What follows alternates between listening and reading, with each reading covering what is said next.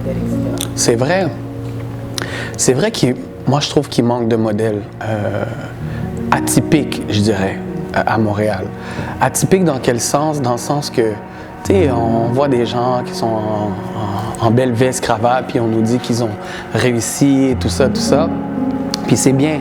Mais il faut pas oublier que c'est pas parce que tu as un parcours qui est pas droit que tu n'as pas un beau parcours, puis que tu n'as pas un parcours qui est honorable, puis qu'il n'y a pas des gens qui peuvent relate à ton parcours. Moi, je trouve que c'est ça qui manque. Ça manque de gens qui sont capables de dire « Yeah, I've been doing crime. Yeah, I've been in the streets. J'ai mes cicatrices, j'ai mes batailles, j'ai dû overcome des défis qui ont été durs. À cause de l'environnement que j'ai été, l'influence, etc., etc.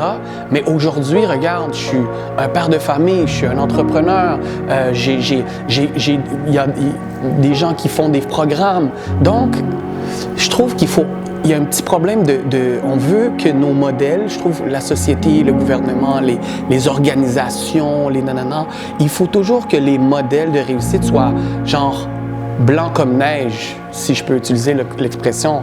But me, I can honestly say I'm proud of what I did. I'm proud of who I became. Tu comprends? Oui, j'ai pas un parcours qui a été parfait. J'ai fait plein d'erreurs. J'ai fait des erreurs dans ma jeunesse. Tu sais, j'ai été en prison, etc. Whatever. I got into some fucked up shit. Mais regarde, à la fin, il fallait que je passe à travers ça pour pouvoir comprendre qu'est-ce que je veux de la vie, puis qu'est-ce que je peux apporter, puis qu'est-ce que je peux faire comprendre aussi aux jeunes que qu'est-ce que tu penses que tu veux faire dans le street, ça va jamais rien te donner. Ça va jamais rien te donner, tu comprends? Le premier argent que j'ai eu dans ma vie, je me suis pas acheté un micro, je me suis pas acheté quelque chose pour enregistrer, je me suis acheté une caméra vidéo. Mon but, mon why is for other people.